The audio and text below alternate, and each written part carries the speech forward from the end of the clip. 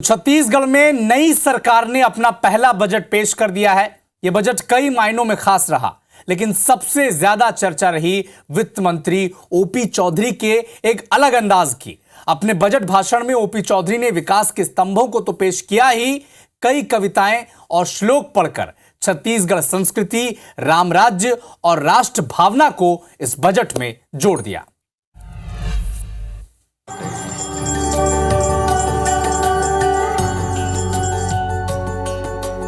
छत्तीसगढ़ के वित्त मंत्री ओपी चौधरी ने अपने प्रथम बजट भाषण से पहले राम के दरबार में मत्था टेका और बजट भाषण के आखिर में भी राम का नाम लिया।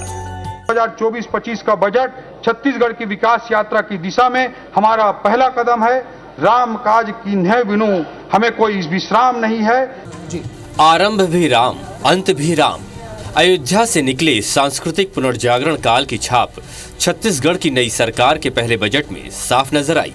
वित्त मंत्री के बजट बैग पर भारत माता और छत्तीसगढ़ महतारी की तस्वीर ने साफ कर दिया कि इस बजट में राष्ट्रीय और क्षेत्रीय दोनों ही नैरेटिव को पूरी जगह दी गई है। बजट भाषण में कविताओं को भी बराबर जगह मिली और शुरुआत हुई विपक्ष पर तंज कसती हरिवंश राय बच्चन जी की कविता से। पर किसी उजड़े हुए को फिर बसाना कब मना है, पर किसी उजड़े हुए को फिर बसाना कब मना है अंधेरी रात पर दीवा जलाना कब मना है। पहली पारी का पहला बजट था तो वित्त मंत्री ओपी चौधरी ने बजट प्रावधान पढ़ने से पहले पीएम मोदी की ऊर्जा को भी सलाम किया और सीएम साई की सहजता को नमन।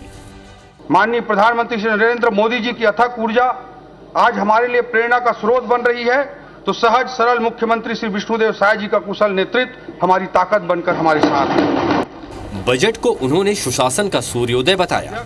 कहा कि अमृतकाल का विजन डॉक्यूमेंट है जिसकी नींव में 10 आधार स्तंभ भी हैं और पहले स्तंभ ज्ञान से गरीब, युवा, अन्नदाता और नारी को जोड़ दिया। ज्ञान नॉलेज तो होगा ही, लेकिन इस ज्ञान का हमारा अर्थ है जी अर्थात गरीब, वाई अर्थात युवा, ए अर्थात अन्नदाता और एन अर्थात नारी। बजट भाषण में पिछली कांग्रेस सरकार पर भी करारा प्रहार किया। उसके लिए नेल्सन मंडेला की पंक्तियों का सहारा लिया। किसी देश को बर्बाद करने के लिए, तबाह करने के लिए बम, बारूद और मिसाइल की जरूरत नहीं होती है।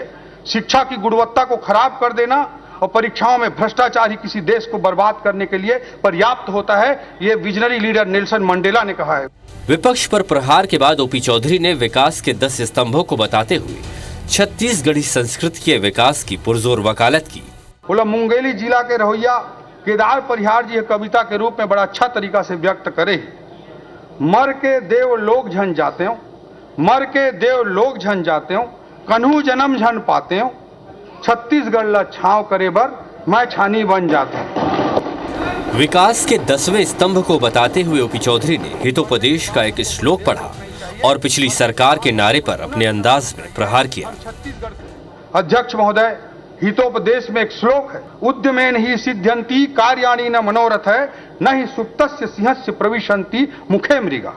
शेर कितना भी बलशाली हो, उसके मुख पर मृगा आके खुद प्रवेश नहीं कर जाती। पिछली सरकार ने गढ़बो नवा छत्तीसगढ़ का ख्याली पुलाव परोसा।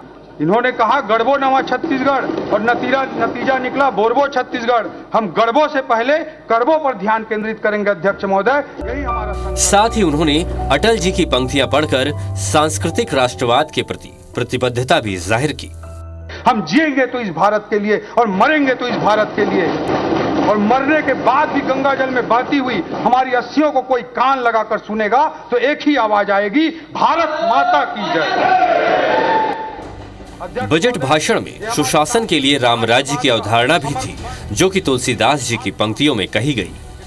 गोस्वामी तुलसीदास जी ने राम राज को परिभाषित करते हुए कहा है, दैहिक दैविक भौतिक तापा राम राज काहू नहीं व्यापा। अध्यक्ष महोदय, शासन का एक ऐसा मॉडल जिसमें जनता के शारीरिक, मानसिक, भौतिक सभी प्रकार के कष्टों को दूर किया जा सके। बजट के तमाम ऐलान और प्रावधानों की घोषणा के बाद वित्त मंत्री ओपी चौधरी ने कहा कि ये समय रुक जाने का नहीं है, अभी तो चलते रहना है। गहन सघन मनमोहक वनतरु मुझको आज बुलाते हैं, किंतु किए जो वादे मैंने याद मुझे आ जाते हैं। अभी कहाँ आराम बदा, यह मूक निमंत्रण छलना है, अभी तो मुझको मिलो मुझको चलना है। Bureau report, IBC 24।